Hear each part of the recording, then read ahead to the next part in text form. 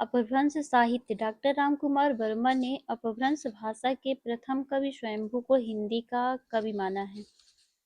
हिंदी का प्रथम कवि माना है स्वयंभू को। किसने माना है? डॉक्टर रामकुमार वर्मा ने। अपभ्रंश भाषा के प्रथम कवि कौन है? स्वयंभू। और स्वयंभू को डॉक्टर रामकुमार वर्मा ने हिंदी का प्रथम कवि माना है। स्वयंभू 8वीं सदी के आसपास विद्यमान थे। स्वयंभू को ही जैन परंपरा का भी प्रथम कवि माना जाता है। हिंदी का प्रथम कवि और जैन परंपरा का भी प्रथम कवि माना जाता है। स्वयंभू को ही स्वयंभू के 3 प्रमुख ग्रंथ बताए जाते हैं: पायमचर्य, ऋठरेम्यचर्य तथा स्वयंभू छंद।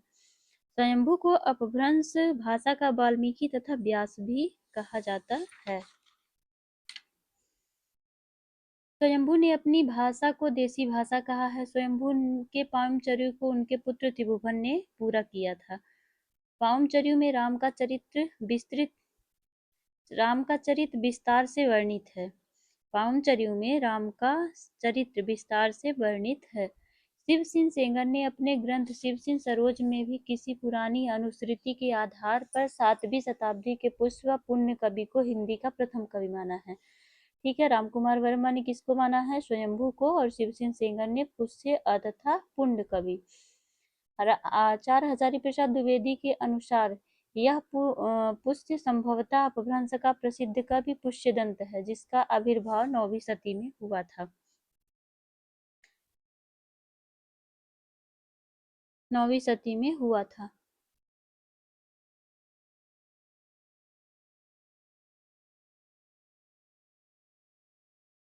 पुष्यदंत की प्रमुख रचनाएं हैं।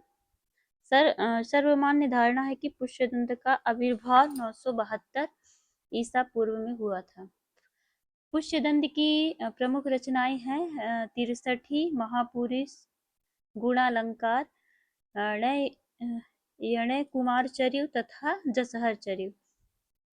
पुष्यदंत के 63 महापुरुष गुणालंकार को ही महापुराण नाम से जाना जाता है।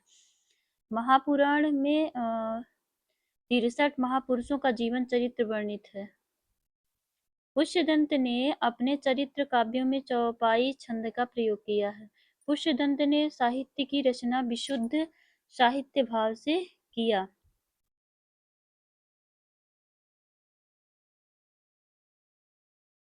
विशुद्ध साहित्य भाव से किया है। पुष्यदंत ने साहित्य की रचना विशुद्ध धार्मिक भाव से किया। अरे क्या हो गया, इसको तो हटाओ भाई।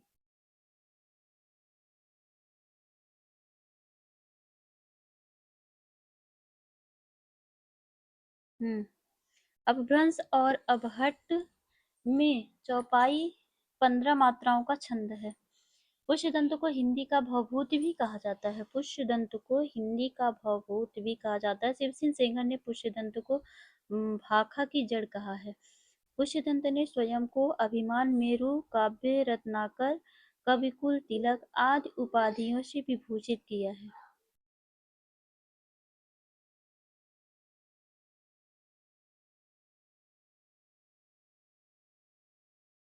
हरिशण ने अपनी धमक परीक्षा में अपभ्रंश के 3 कवि माने हैं: चतुर्मुख, स्वयंभू और पुष्यदंत। स्वयंभू ने चतुर्मुख को परधड़िया बंधु का प्रवर्तक तथा सर्वश्रेष्ठ कवि कहा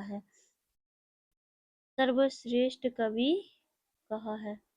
पद्धति 16 मात्रा का मात्रिक छंद है। इसे छंद के नाम पर इस पद्धति पर लिखे जाने वाले कवियों को पद्धड़िया बंद कहा गया है। पुष्यदंत मान्य खेटक के प्रतापी राजा कर्ण के महामात्य भीम के सभा कवि थे। धनपाल वाक्यपतिराज कुंज के कवि सभा रत्न थे, जिन्हें मुंज ने सरस्वती की उपाधि दी थी। अपभ्रंश के तीसरे प्रमुख कवि धनपाल ने 10वीं सदी में भविष्यवक्ता कहा की रचना की थी। 12वीं शताब्दी में जिनदत्त सूरि द्वारा लिखित ग्रंथ उपदेश रसायन रास 1114 ईस्वी में इन्होंने लिखा था। को जैन रास काव्य परंपरा का प्रथम ग्रंथ माना जाता है। उपदेश रसायन रास जिन जिनदत्त सूरी द्वारा। उपदेश रसायन रास अपभ्रंश भाषा का प्रथम रास काव्य है। रास काव्य परंपरा का हिंदी में प्रवर्तन करने का श्रेय भारतेश्वर बाहुबली रास के रचयिता श्री शालिभद्र उपदेश रसायन रास 80 पयों का नित्य गीत रामलीला काव्य है। अब्दुल रहमान द्वारा लिखित संदेह रासक पहला धर्मेतर रास ग्रंथ है। देसी भाषा में किसी मुसलमान द्वारा लिखित प्रथम काव्य ग्रंथ संदेश रासक है। संदेह रासक एक खंड काव्य है जिसमें विक्रमपुर की एक वियोगिनी के विरह की कथा वर्णित है। विद्वनी ने उनका समय 12वीं सदी का उत्तरार्ध और 13वीं सदी का आरंभ माना है। मुनि राम सिंह जैन साहित्य में सर्वश्रेष्ठ रहस्यवादी कवि कहे जाते हैं।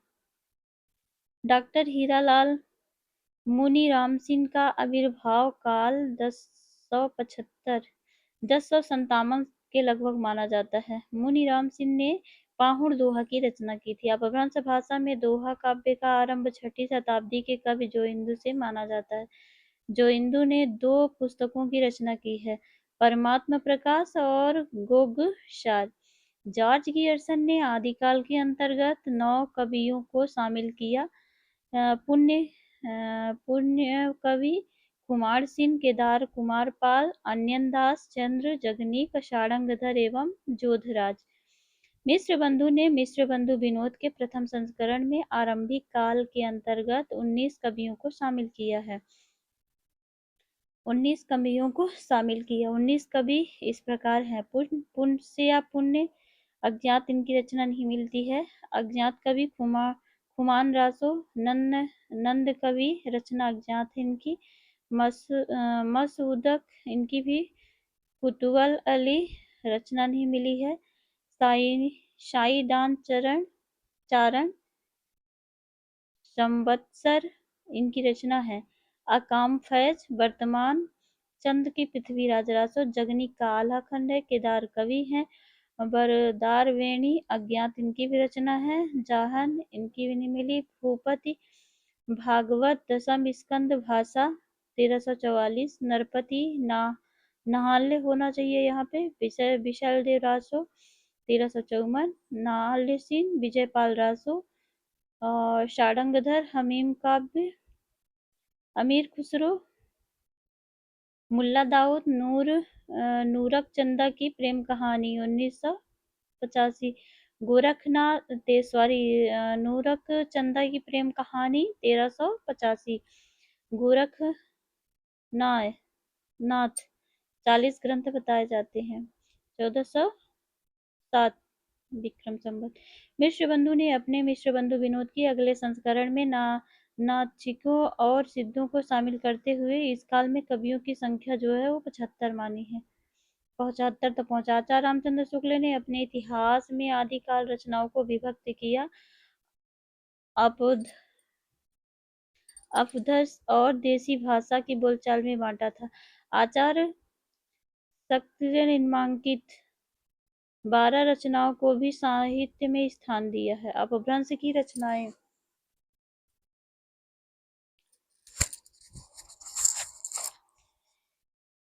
की रचनाएं हैं बिजलपाल रासो, हमीर रास, कीर्ति पताका। देसी भाषा काव्य की रचनाएं हैं खुमान रासो, विशलदेव रासो, पृथ्वीराज रासो, जय चंद्र प्रकाश, जय मयंक जस, चंद्रिकाचार्य परमल रासो। आल्हा का मूल रूप है खुसरो की पहेलियां, विद्यापति की पदावली। आचार्य हजारी प्रसाद द्विवेदी ने आदिकाल के अंतर्गत 9 कवियों को शामिल किया है। हेमचंद्र गुजरात के सोलंकी राजा सिद्धराज जयसिंह और उनके भतीजे कुमार पाल के दरबारी कवि रहते थे। आचार्य के व्याकरण का नाम सिद्ध हेमचंद्र शब्दानुशासन है। हेमचंद्र का व्याकरण सिद्ध हेम नाम से प्रसिद्ध है। सिद्ध हेम में संस्कृति, प्रकृति और अपभ्रंश तीनों का समावेश किया गया है। हेमचंद्र प्रसिद्ध जैन आचार्य थे और इनका जन्म 1088 में हुआ। हेमचंद्र के अन्य पुस्तकों का नाम है कुमारपाल चरित्र, योगशास्त्र, प्रकृति व्याकरण, प्राकृत व्याकरण, शब्दोनुशासन और देशोनाममाला कोश। हेमचंद्र को प्राकृत का पाणिनि माना जाता है। आपने व्याकरण के उदाहरणों के लिए हेमचंद्र के लिए धट्टों के समान एक द्वयास्त्र काव्य की भी रचना की है। सोम प्रभ सूरी गुजरात के एक प्रसिद्ध जैन साधु थे जिनका आविर्भाव 1252 विक्रम में माना जाता है। फिर है सोमप्रभ सूरी ने कुमारपाल प्रतिबोध नामक एक गद्य पद्यमय संस्कृत प्रकृति काव्य लिखा।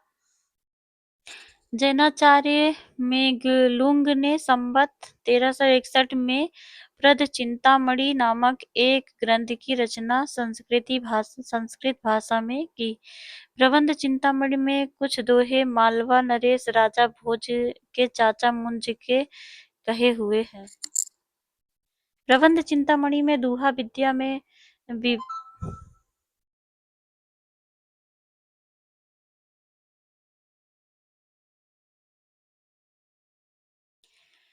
में विवाह करने वाले दो चारणों की कथा आई है। इसीलिए अपभ्रंश काव्य का दोहा विद्या भी कहा जाता है। अपभ्रंश में पूर्व दोहा का प्रयोग नहीं होता था। लक्ष्मीधर ने 14वीं शताब्दी के अंत में प्रकृति पैगलम नामक एक ग्रंथ का संग्रह किया। प्रकृति पैगलम में विद्याधर, सारंगधर, जज्वल, बब्बर आदि कवियों की रचनाओं को संकलित किया गया है। प्रकृति पैगलम में प्रकृति और अपभ्रंश 10 छंदों को विवेचना 10 छंदों की विवेचना की गई। यहाँ पे टाइपिंग एरर हो गई।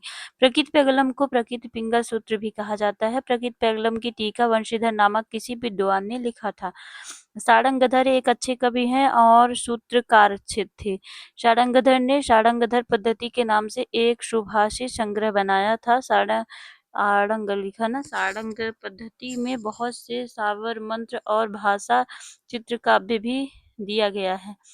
आचार्य शुक्ल ने प्रकृति पैगलम के कुछ छंद के आधार पर हमीम रासु ग्रंथ के अस्तित्व की कल्पना की, जिसका रचनाकार सारंगधर को बताया। राहुल शंकरत्यायन ने जज्वल नामक किसी कवि को इसके रचयिता घोषित किया।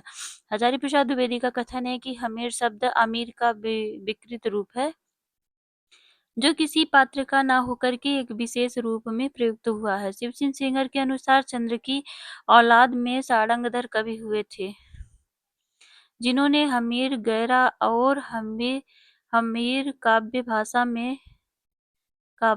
में बनाया था। सारंगधर कृति सारंगधर पद्धति संस्कृत भाषा में लिखा एक पदकोश है, किंतु बीच बीच में देश भाषा में के काव्य भी आए हैं। श्री मल्लदेव राजा की प्रशंसा में सारंगधर पद्धति में श्रीकांत पंडित का संग्रहित यह श्लोक उल्लेख में आता है। ये श्री मल्लदेव राजा की प्रशंसा के लिए सारंगधर ने ये श्लोक उन्होंने लिखा था। ठीक है। बच्चन सिंह के अनुसार अनुमान व्यक्त किया गया है कि सारंगधर कुंडलीय छंद के प्रथम प्रसूतोत्ता है। प्लीज हेल्प मिले तो चैनल को लाइक शेयर एंड सब्सक्राइब कीजिएगा। Thank you.